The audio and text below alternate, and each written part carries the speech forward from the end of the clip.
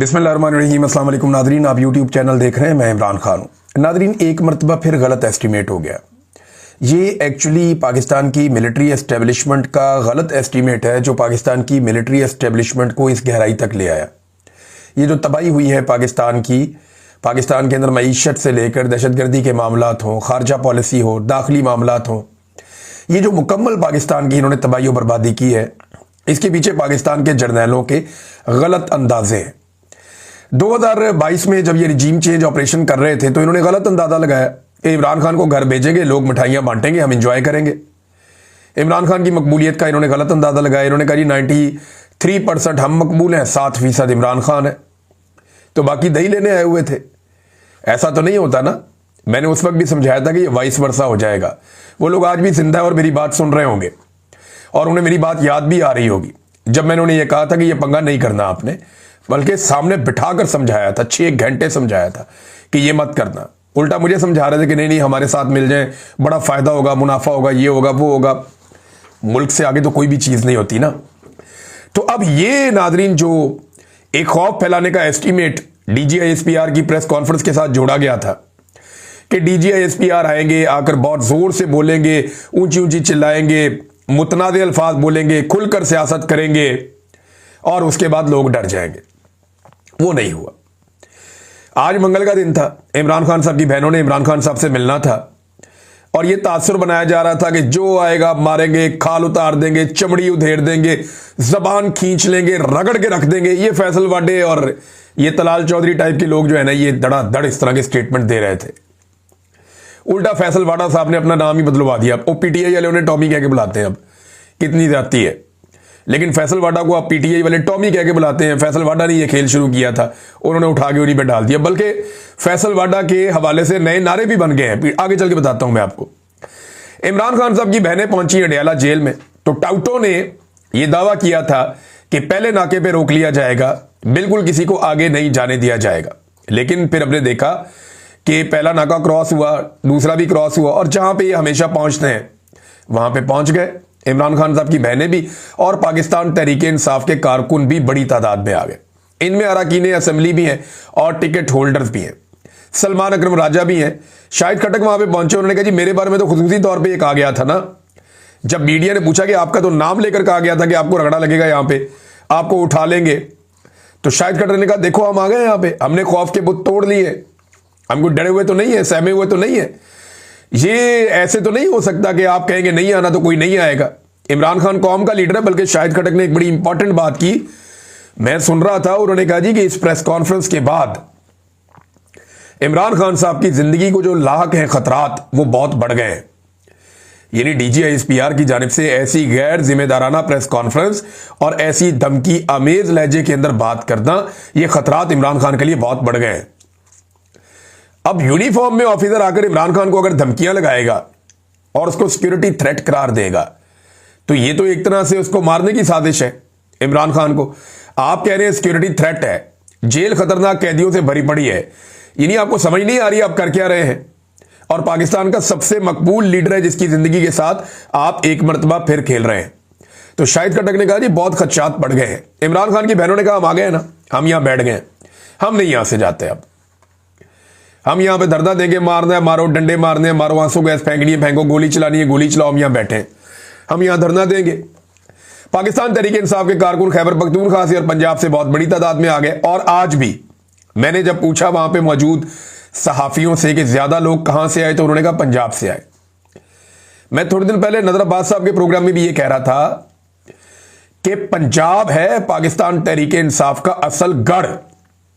Establishment ने वहां पे 2 नंबरी बहुत बड़ी कर दी है। हालांकि ज्यादा ताकत खैबर पख्तूनख्वा से भी ज्यादा ताकत इमरान खान के लोगों की पंजाब में, लेकिन पंजाब को बहुत जबरदस्ती छीना गया क्योंकि एस्टेब्लिशमेंट ये रिस्क ही नहीं ले सकती कि पंजाब को PTI के पास जाने दिया जाए या उनके हवाले किया जाए, तो उन्होंने वहां कब्जा किया हुआ है। अब मामला यह है कि इमरान खान साहब की बहनें पहुंच गई, उन्होंने बड़ी खुलकर बातचीत भी की है। सारी कोशिश के बावजूद DGISPR की धमकियां, उनके सारे टाउट्स मिलकर भी अब बयानिए की लड़ाई हार गए।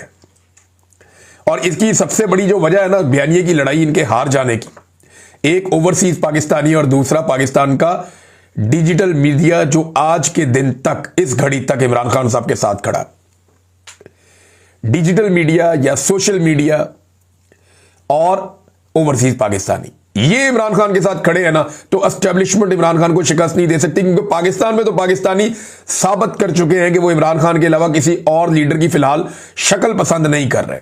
अब इमरान खान साहब की बहनों ने क्या कहा, देखिए वहां उनसे बड़े सख्त सवालात भी हुए, सवालात वाले लोग आते हैं, उन्होंने फिर सवालात भी करने होते हैं। तो आसिम मुनीर साहब के बारे में सवाल किया कि जी इमरान खान उन पर तनकीद करते हैं, आपने उनके बारे में ट्वीट करवाया, जो इमरान खान ने बताया आपने बाहर आकर बता दिया। तो उस्मा खानम जो है इमरान खान साहब की बहन, जिन्हें पिछली मरतबा मुलाकात के लिए भेजा गया था 2 तारीख को, उन्होंने कहा जी आसिम मुनीर सरकारी मुलाजिम है, हमारे टैक्स के पैसों पर चलता है, इस पर बात करना सियासी नहीं है, इमरान खान जो पैगाम देता है हम देते हैं। ये उस्मा खानम ने कहा कि जी इमरान खान हमें जो कहता है हम कह देते हैं, ये कौन सा सियासी आदमी है, सरकारी मुलाजिम है, हमारे टैक्स के पैसे पे चलता है, तो इसके ऊपर तनकीद करने का क्या मसला है, इमरान खान हमें जो कहता है हम बाहर आकर कह देते हैं। और फिर उसके बाद अलीमा खानम ने कहा कि आलमी तंजीमें भी इमरान खान की कैद तन्हाई, जो एक तरह का तशद्दुद है, उसके खिलाफ आवाज उठा रही है, पूरी दुनिया में ये आवाज उठ रही है, और फर्द वाहिद पर गुफ्तगू करना कोई नेशनल सिक्योरिटी का मामला नहीं होता। इमरान खान की बहन नौरीन खानम भी वहां पे मौजूद थी, जिन पे कुछ अर्सा पहले तशद्दुद भी किया गया 2 हफ्ते पहले, और उन्होंने कहा जी ज़हनी मरीज तो ये सारे लोग हैं। और ये जो प्रेस कॉन्फ्रेंस हुई है DGISPR की, मुझे तो बड़ी खुशी है, इसके बाद सब लोग जाग गए हैं, जो लोग नहीं जाग रहे थे वो भी जाग गए हैं। ज़हनी मरीज तो ये खुद हैं, आप पागल खाने में जाते हैं तो आप देखते हैं ना कि जो पागल है वहां पे वो आने वालों को कहते हैं कि पागल आ गए, पागल आ गए, तो ये इस तरह पागल कह रहे हैं या ज़हनी मरीज कह रहे हैं, ये खुद पागल है, ये खुद ज़हनी मरीज है, और इनका वो हाल है कि पागलों वाला हाल है। और साथ में उन्होंने कहा जी इमरान खान अल्हम्दुलिल्लाह, दुनिया की दुआएं इमरान खान के साथ हैं। अभी एक खातून का मुझे फोन आया था, वो बता रही थी कि हम सजदे में खाना काबा में इमरान खान के लिए दुआएं मांग रहे हैं, और यहां हम इमरान खान के लिए दुआएं करते हैं। मैं 2023 में नादरीन उम्रे पे गया था, इस मरतबा मैं हज पर गया, 2025 में मैं हज पर गया, और 2023 में मैंने उम्रा किया था रमज़ानुल मुबारक में। मैंने वापस आकर इमरान खान को बताया था कि मैंने इतनी दुआएं खाना काबा में और मस्जिद नबवी में किसी शख्स के लिए, किसी जिंदा इंसान के लिए होती हुई नहीं देखी, जितनी दुआएं मैंने लोगों को आपके लिए मांगते हुए देखा है। ये 2023 के शुरू की बात है, मैंने इमरान खान को बताया था। और अभी जब मैं हज पे गया हूं तो इतनी लोग झोलियां उठाकर किसी के लिए दुआएं नहीं कर रहे थे जितनी इमरान खान के लिए कर रहे थे। और हत्ता कि मैंने देखा कि जो मौजूदा निज़ाम के इस वक्त पाकिस्तान में काबिज हैं, जो लोग सियासी हुक्मरान हैं और ये जो अस्करी क़यादत है, इनको लोग झोलियां उठाकर बदुआएं दे रहे थे कि इन्होंने पाकिस्तान का बेड़ा गर्क करके रख दिया। तो इमरान खान साहब की बहनें जो है वो डट गई है, वहां पे वो बैठ गई है, उन्होंने धरना दे दिया है। तो अब वो बैठ गए अडियाला के बाहर धरना देकर, एक बार फिर पूरी दुनिया के अंदर आपकी जगहसाई हो रही है। ये मैं पाकिस्तान के हुक्मरानों को कह रहा हूं, एस्टेब्लिशमेंट को कह रहा हूं। दुनिया जान रही है कि पाकिस्तान में एक मिलिट्री रिजीम है और फौजी क़यादत ने पूरे निज़ाम के ऊपर कब्जा किया हुआ है और हर इदारे को यरगमाल बनाया हुआ है। आपकी जमहूरियत का पोल पूरी दुनिया में खुल रहा है। टक्के की जमहूरियत नहीं है पाकिस्तान में, आमरीयत है। और अब पूरी दुनिया का मीडिया इस बात को तस्लीम कर रहा है, पूरी दुनिया के इदारे इस बात को तस्लीम कर रहे हैं। करप्शन के आपके रिकॉर्ड पे रिकॉर्ड टूट रहे हैं। एमनेस्टी इंटरनेशनल हो जाए या अक़वाम मुत्तहिदा हो जाए या यूरोपीय यूनियन हो जाए, वो आपकी इंसानी हकूक़ की पामालियों के ऊपर बार बार आवाज़ उठाते हैं, बार बार आपको बताते हैं कि अपना किबला आप दुरुस्त करें और पॉलिटिकल पार्टियों को कुचलने का सिलसिला बंद करें। तो नाज़रीन, अब ये अगर बैठ गया अडियाला के बाहर, इससे इंपैक्ट क्या आएगा? आलमी सतह पर एक दफ़ा फिर बदनामी होगी और इस हुकूमत को होश ही नहीं है। ये जिद पकड़ी हुई जी मैं नहीं मिलने देंगा इमरान खान को, भी ना मिलने दे। ये आवाज़ तो पूरी दुनिया में जा रही है ना, सबको पता चल रहा है कि इमरान खान के साथ जुल्म हो रहा है और हर जालिम को जुल्म का जवाब तो एक दिन देना पड़ेगा। ये तो होगा, ऐसा नहीं हो सकता कि ऐसे ही जान छूट जाए। ये इमरान खान ने बाहर भी आना है, हालात ने बदलना भी है, और जो सवालात आज अवाम के दिमाग में हैं, लोग आज नहीं तो कल वो इनका जवाब लेंगे। तो अब इंटरनेशनली एक बड़ी तकलीफ दे सूरत हाल पैदा हो जाती है। लेकिन यहां पे एक चीज और है जो मैं आपके साथ नाज़रीन शेयर करना चाहता हूं। अभी थोड़ी देर पहले एक खदशे का इजहार भी किया समी इब्राहिम साहब ने कि अंधेरा होते ही यहां पे जो है वो क्रैकडाउन की तैयारी की जा रही है और उसके लिए तैयारी हो रही है कि क्योंकि सर्दी भी है और पुलिस की भारी नफरी आई है दोनों तरफ से, और इसमें कुछ लेडी पुलिस एहलकार भी हैं, उनकी भी तादाद बढ़ाई गई है, दूसरी पुलिस भी है। इन्होंने वहाँ जो पार्किंग में गाड़ियाँ खड़ी हैं उनकी तलाशियाँ भी ली हैं, और जो सिक्योरिटी वाले साथ थे उनसे कुछ से वेपन भी ले लिए हैं। ये पंजाब पुलिस वहाँ पे कार्रवाई कर रही है अडियाला के बाहर, और अभी वहाँ पे पुलिस की काफ़ी नफरी मौजूद है। मैंने जो सहाफ़ी हैं उनसे बात की, कुछ का ये कहना है कि इम्कान है कि किसी किस्म का क्रैकडाउन हो सकता है, और कुछ का ये कहना है कि नहीं, हमें नहीं लगता कि क्रैकडाउन होगा। अब अलग अलग राय है। समी इब्राहिम साहब ये कहते हैं कि उनके सोर्स ये बता रहे हैं कि शायद यहां पे एक क्रैकडाउन हो जाए। अडियाला के बाहर हमने नए नारे भी सुने नाज़रीन। ये डीजी आईएसपीआर की जो एक प्रेस ब्रीफिंग थी, उसने ना सिर्फ पाकिस्तान तहरीक इंसाफ में एक नई रूह फूंक दी है, बल्कि पाकिस्तानियों को इकट्ठा कर दिया है, बल्कि अवाम ने नए नारे भी बना लिए। एक तो नारा मैं ये सुन रहा था, पूछता है कौन हो तुम, लीडर है वो चौकीदार हो तुम। ये नारा जनाब बहुत लोग लगा रहे थे, पूछता है कौन हो तुम, लीडर है वो चौकीदार हो तुम। एक और नारा जो है वो फैसलवाडा के बारे में, डीजी ने एक कुत्ता पाला, फैसलवाडा फैसलवाडा। डीजी साहब का देखें, मैं अपनी खबर आपको दे देता हूं कि डीजी साहब का फैसलवाडा साहब से कोई ऐसा ताल्लुक नहीं है। ये जो आप कह रहे हैं कि डीजी ने एक कुत्ता पाला, फैसलवाडा फैसलवाडा, तो ये जो कुत्ता फैसलवाडा को आप कह रहे हैं, कुत्ता फैसलवाडा को नहीं कहना चाहिए। फैसलवाडा एक इंसान है, वो कुत्ता नहीं है, उसे कुत्ता नहीं कहना चाहिए, और मैं इसकी मजम्मत करता हूँ। और दूसरी बात यह है कि फैसलवाडा के ताल्लुका डीजी आईएसपीआर से नहीं, वो एक और जगह पे है मेरी इत्तला के मुताबिक, और वो भी कोई इतनी बुलंदो बांग जगह पे नहीं है, बस मुनासिब ताल्लुकात हैं, और मैंने उसके बारे में कुछ वाक़यात सुन रखे हैं, फिर कभी आपके साथ शेयर करेंगे। इंतज़ार करेंगे कि फैसलवाडा साहब इसके ऊपर किस किस्म की बातचीत करते हैं। अब नाजरीन, जो वकला की आदत है वो भी अब खुलकर सामने आना शुरू हो गई है। वकला को इस बात की समझ आ गई कि पाकिस्तान में तो अदलिया का वजूद ही खत्म हो गया है, और ये जो एक दो और एक्टिविटीज करने जा रहे हैं, 28वीं आईनी तरमीम, उसके बाद तो सिर्फ एग्जीक्यूटिव बच जाएगा, अदलिया तो खत्म हो जाएगी। यानी जजों के सारे इख्तियारात लेकर वो भी एग्जीक्यूटिव के पास, यानी एस्टेब्लिशमेंट के पास ही चले जाएंगे। और वैसे भी रबड़ स्टंप किस्म की असेंबली मौजूद है, उसी तरह की अदलिया मौजूद है। हामिद खान साहब तो यहां तक कह रहे थे कि एक सूबेदार को फोन करके आईनी अदालत के सरबराह जस्टिस अमीनुद्दीन खान पूछा करेंगे, जनाब बताएं फैसला क्या देना है, और फैसले इस तरह हुआ करेंगे।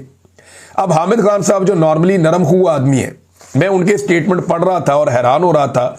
बड़े दबंग और बड़े सख्त स्टेटमेंट उन्होंने दिए हैं। उन्होंने कहा ये गैर आईनी अदालतें हैं, इन अदालतों के जजेस जीएचक्यू के हुक्म पर चलते हैं, ये जजेस गद्दार हैं, ये जजेस कौमी मुजरिम है। इस किस्म की बातें हामिद खान साहब कर रहे हैं। और फिर इमरान खान साहब के बारे में जो डीजी आईएसपीआर ने एक प्रेस कॉन्फ्रेंस की, उसके ऊपर हामिद खान साहब ने बड़ा सख्त रद्द-ए-अमल दिया। उन्होंने कहा जी कि एक आदमी कौमी हीरो है, और कौमी हीरो को एक आदमी गद्दार कह रहा है। क्या तेरे मुंह से यह बात सचती है? तुम बैठकर सियासत कर रहे हो? ये प्रेस ब्रीफिंग पाकिस्तान की तारीख की बदतरीन ब्रीफिंग थी। ये हामिद खान ने डीजी आईएसपीआर को बड़ा सख्त जवाब दिया। बल्कि ये जवाब अगर आप सुनना चाहें तो मैं आपको सुना भी देता हूं। एक सेकंड जरा मैं आपको ये जवाब सुनाता हूं हामिद खान साहब का, किस तरीके से उन्होंने ये बात की, ये सुने। यानी एक आदमी बैठ के एक कौमी हीरो को गद्दार कह रहा, यानी तेरे मुंह से ये बात सच्ची है? तू मैं सियासत कर रहा है, तू उनको बुरा भला कह रहा। तब जो था ये पाकिस्तान की तारीख की बदतरीन ब्रीफिंग थी प्रेस की, जो कि एक किसी मजलिस जनरल किसी ने की है। चूंकि परसों उनका नोटिफिकेशन हो गया, अब वो अपने आप अपनी असलियत में बाहर आ गए, तो कोई घबराने की जरूरत नहीं। हमारा पाकिस्तान को बचाना पहला फर्ज है, हमारा अपने इस मुल्क के आइन को बचाना, बगैर आइन के मुल्क नहीं चला करते। तो वो ये कह रहे हैं जी कि ये क्योंकि इनका नोटिफिकेशन हो गया तो उसके बाद ये अपनी असलियत पे बाहर आ गए, ये उन्होंने कहा। रबिया बाजुआ साहिबा, मैं इनका बड़ा मोतरिफ हूं हमेशा से। मुझे ऐसा लगता है इनके अंदर, मुझे जैसे आसमा जहांगीर की एक लंबी एफर्ट थी पाकिस्तान में आज़ादी इज़हार राय के लिए, रूल ऑफ लॉ के लिए, ऐसे मुझे रबिया बाजुआ साहिबा में वो नजर आता। और मैं जब देखता हूं बड़ा खुलकर वो बात करती हैं, बड़ा खुलकर वो सपोर्ट करती हैं। जिस दौर में कोई भी नहीं बोल पा रहा था, उस दौर में भी इनको खामोश नहीं करवाया जा सका। बड़ी मुतहर्रिक वकील भी हैं, वकील रहनुमा हैं। तो उन्होंने ये कहा कि अब पाकिस्तान के अवाम और इदारे आमने सामने खड़े हैं। डीजी आईएसपीआर ने जब कहा कि जेल में कैद एक शख्स, तो मुझे बहुत तकलीफ हुई। आपकी वो रविश जो हुसैन शहीद सोहरवर्दी से चली आ रही है, जिसने फातिमा जिन्ना को गद्दार कहा, भुट्टो को गद्दार कहा, वली खान को गद्दार कहा। जो जबान आपने इमरान खान के बारे में इस्तेमाल की है, मैं इसकी मजम्मत करती हूं और हमें यह कबूल नहीं है कि एक शख्स जिसका ताल्लुक किसी इदारे से हो अवाम और इसके नुमाइंदों की तज़हीक करे। रबिया बाजवा। नाज़रीन, पाकिस्तान में यह बात तो बिल्कुल ठीक है कि सेलेक्टिव जस्टिस ही चलता है, वैसे पाकिस्तान में इंसाफ नहीं है। इसकी मैं एक मिसाल आपको देता हूं। ये 2 सेब चोरी हो गए, कोई एक हैंड वॉश चोरी हो गया तो मुकदमा करके पुलिस जनाब तफ्तीशें कर रही है। उधर 2 बेटियां कत्ल हो गई, जज के बेटे ने गाड़ी के नीचे दे के मार दी। 2 दिन के अंदर पूरे निजाम ने मिलकर सुलह करवा दी और उस जज के बारे में ना पार्लियामेंट ने नोटिस लिया, ना सदर ने नोटिस लिया, ना वजीर आजम ने नोटिस लिया, ना चीफ जस्टिस ने नोटिस लिया, ना आईनी अदालत ने नोटिस लिया, ना ही उसकी अपनी अदालत के चीफ जस्टिस ने नोटिस लिया। किसी ने कोई बात ही नहीं की। हालांकि ये वाकेरियस लाइबिलिटी का केस है। बेटे को गाड़ी दी कैसे उसने, तो कुछ भी नहीं हुआ। बेटा जनाब अपने घर चला गया 2-4 दिन के अंदर अंदर। ये पाकिस्तान में दोहरा निज़ाम इंसाफ है। यानी साद रहमान उर्फ डक्की, मैंने देखा ये एक नौजवान यूट्यूबर है, फैमिली व्लॉगिंग करते हैं। मैंने देखा इनके साथ बड़ी सख्त ज्यादती की NCCIA ने, बड़ा जुल्म किया इनके साथ, मुझे बहुत तकलीफ हुई। और ऐसे लोगों पे आप 3 लफ्ज ही भेज सकते हैं और क्या कर सकते हैं। बेशर्म लोग हैं और बेगैरती की ये इंतहा है जो उस बेचारे यूट्यूबर के साथ की गई। लेकिन उसकी मदद के लिए बिग ब्रदर आ गया वहां पे। तो मेरा सवाल यह है कि ये जो 2 बेटियां कत्ल हुई स्कूटी के ऊपर, इनके लिए कोई बिग ब्रदर नहीं आ सकता था? गरीब आदमी को जब जब पाकिस्तान में मार पड़ती है उसके लिए कोई बिग ब्रदर नहीं आता। एक्चुअली हमें बिग ब्रदर की जरूरत नहीं है, हमें आजाद अदलिया की जरूरत है, हमें निजाम इंसाफ की जरूरत है। बिग ब्रदर कुछ नहीं बेचते। ये बिग ब्रदर क्यों आया मैं आपको वजह बताता हूं। वो जो पैसा खा रहे थे ना NCCI वाले, वो बिग ब्रदर का नाम लेकर खा रहे थे। तो बिग ब्रदर को गुस्सा आ गया कि जनाब यार साढ़े ना दे पैसा खा रहे हो ते चूना भी ला रहे हो। तो फिर उन्होंने अपना कस दिया पकड़ के। अगर बिग ब्रदर को या इन सारों को या एजेंसियों को करप्शन के ऊपर कोई एतराज होता तो इतने करप्ट लोगों को लाकर उनके केसेस माफ करके NRO 2 करके उन सारों को इकट्ठा करके पूरा इलेक्शन चोरी करके उनको लाकर इक्तदार में बिठाते। कभी भी ना बिठाते। ये 5300 अरब की जो चोरी हुई है इसका जवाब कौन देगा? है बिग ब्रदर के पास जवाब। तो ये बिग ब्रदर सिर्फ अपनी मंजी ठुक रही थी, उस चक्कर में आया मैदान में कि जनाब मेरा नाम लेके तो ना लुटो, बाकी लुटो, एंजॉय करो। सारा आवे का आवा ही बिगड़ा हुआ, सारे लूट रहे, ये लोग खुद भी लूट रहे। इलेक्शन में किसने कौन सी सीट कैसे बेची ये तो PMLN के लोग भी बता चुके हैं, बाकी सारे लोग भी बताते रहते हैं। तो करप्शन इनका मसला नहीं है, लुटमार इनका मसला नहीं है, इनका मसला जाती है कि जनाब हमारा काम चलता रहे, हमारे मफाद चलते रहे। हमें किसी बिग ब्रदर की जरूरत नहीं है। हमें पाकिस्तान में निजाम इंसाफ की जरूरत है जो सबको इंसाफ दे। इस डकी को किसी बिग ब्रदर की तरफ देखना ही नहीं चाहिए था। अदालत से इसको पहले दिन इंसाफ मिलना चाहिए था। भाई किस बात का रिमांड, क्या चाहिए तुम्हें इससे, क्या चाहिए इससे? ये आदमी खड़ा है, इसने हर चीज तुम्हें दे दी है, और क्या चाहिए? जिस एप्लीकेशन के ऊपर तुम इसको उठा के रगड़ा दे रहे हो वो तो पाकिस्तान के PCB उसके अंदर बाकायदा बाकी सारे मुलव्वस हैं। तुम उठा के इस आम आदमी को रगड़ा दे रहे हो, बड़े बड़े लोगों को तुम हाथ नहीं डालते। तो वो सिर्फ पैसा वैसा लोग लुटमार कर रहे थे और उसमें बिग ब्रदर सिर्फ अपनी स्किन सेव करने के लिए आया। कोई एहसान नहीं है किसी के ऊपर। अगर तो वाकई बिग ब्रदर को करप्शन नापसंद होती तो ये सारे करप्ट अनासर लाकर अभी इक्तदार में ना बिठाए जाते।